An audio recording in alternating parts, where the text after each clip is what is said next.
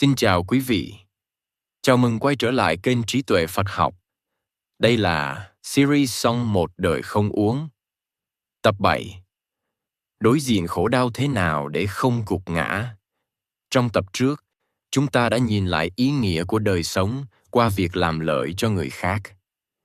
Qua lời giảng của Đức Lama Zopa Rinpoche, người nghe được nhắc rằng ý nghĩa không nằm ở thành tựu lớn lao, mà ở việc sự hiện diện của mình có làm giảm khổ cho đời hay không. Khi sống không chỉ vì mình, cuộc đời tự nhiên có hướng đi và điểm tựa. Khi khổ đau xuất hiện, phản xạ quen thuộc của con người là tránh né. Người ta tìm cách quên, tìm cách bận rộn hơn, tìm cách che lấp bằng những niềm vui tạm thời. Có người cố gắng tỏ ra mạnh mẽ, coi như không có gì xảy ra. Có người lại chìm hẳn vào đầu buồn, để mặc nó cuốn mình đi. Ít ai thực sự dừng lại và nhìn thẳng vào khổ đau như nó đang là. Trong những lời giảng của Đức Lama Zopa Rinpoche, bậc Lạt-ma lớn của Phật Pháp Tây Tạng, Ngài nói rất rõ rằng khổ đau tự thân không phải là vấn đề. Vấn đề nằm ở cách con người đối diện với khổ đau. Ngài từng nói đại ý rằng khổ đau không làm hại bạn. Cách bạn phản ứng với khổ đau mới làm hại bạn. Câu nói này nghe qua có thể khó chấp nhận, nhưng nếu quan sát kỹ sẽ thấy nó rất đúng với đời sống. Phật Pháp không dạy rằng tu tập là để không còn khổ. Nếu ai đó hiểu như vậy, họ rất dễ rơi vào tà kiến, rồi thất vọng khi khổ đau vẫn xuất hiện. Phật Pháp nhìn khổ đau như một phần tất yếu của đời sống vô thường. Mất mát, bệnh tật, chia ly, thất bại, tất cả đều không nằm ngoài quy luật thay đổi. Vấn đề không phải là làm sao để tránh hết, mà là làm sao để khổ không nghiến nát tâm mình. Đức Lama Zopa Rinpoche nhấn mạnh rằng, điều khiến con người gục ngã không phải là khổ, mà là sự chống cự với khổ. Khi khổ đến, tâm thường lập tức phản kháng. Điều này không nên xảy ra. Chính suy nghĩ đó tạo ra một lớp khổ thứ hai, nặng hơn lớp đầu. Phật Pháp gọi đây là khổ chống lên khổ. Lớp khổ đau là sự việc. Lớp khổ sau là phản ứng của tâm. Với người mới học, rất dễ hiểu lầm rằng chấp nhận khổ đau là cam chịu hay buông xuôi. Nhưng trong Phật Pháp, chấp nhận không phải là đầu hàng, mà là nhìn thẳng vào sự thật đang có mặt, không thêm thật, không chống đối. Khi tâm ngừng chồng, năng lượng bị kẹt lại bắt đầu tăng. Khổ vẫn còn đó, nhưng không còn sắc cạnh như trước.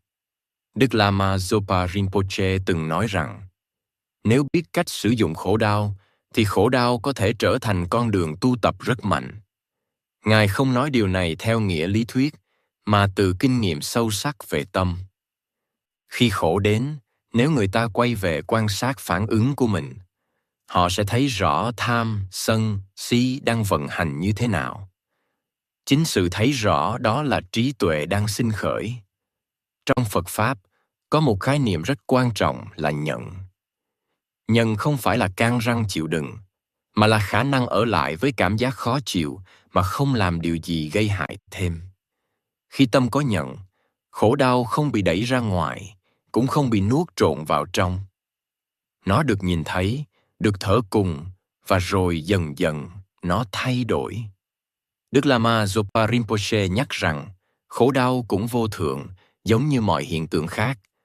Nhưng vì tâm đang đau, con người thường tin rằng nỗi đau này sẽ kéo dài mãi. Chính niềm tin đó làm người ta tuyệt vọng, khi thấy được rằng cảm giác, dù mạnh đến đâu, cũng sẽ thay đổi. Tâm bắt đầu có chỗ để thở.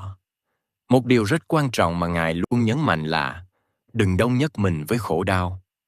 Trong đời sống, người ta thường nói, tôi là người khổ. Nhưng trong Phật Pháp, khổ đau chỉ là một trạng thái đang xảy ra, không phải bản chất của con người. Khi đồng nhất, tâm bị khóa chặt. Khi thấy khổ chỉ là khổ, không phải tôi, thì khoảng cách xuất hiện. Đối với người mới học, điều này cần được nói rõ để tránh hiểu sai rằng Phật Pháp dạy vô cảm. Ngược lại, Phật Pháp cho phép con người cảm nhận trọn vẹn nỗi đau, nhưng không để nỗi đau định nghĩa toàn bộ con người mình. Cảm nhận mà không bị cuốn đi, đó là một khả năng cần được rèn luyện. Đức Lama Zopa Rinpoche từng nói rằng, nếu mỗi lần khổ đau xuất hiện, con người biết quay về tâm, biết nhìn lại phản ứng của mình, thì khổ đau không còn là kẻ thù. Nó trở thành người thầy. Người thấy đó không dễ chịu, nhưng rất thật. Nó chỉ ra chỗ nào trong tâm còn chấp, còn bám, còn mong cầu. Tập này không nhằm an ủi rằng mọi chuyện rồi sẽ ổn. Nó chỉ nhắc rằng khổ đau không phải là dấu chấm hết. Cách ta đối diện với khổ đau mới là điều quyết định ta gục ngã hay trưởng thành. Khi không còn trốn chạy, không còn chống đối, tâm bắt đầu học được cách đứng vững giữa biến động.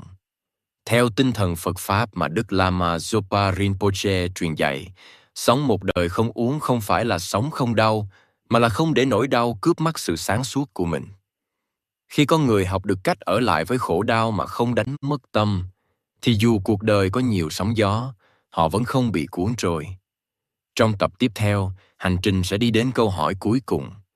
Hạnh phúc thật sự là gì?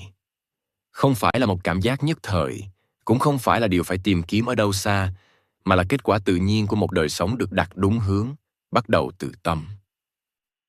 Xin cảm ơn quý vị đã đồng hành cùng kênh Trí Tuệ Phật Học.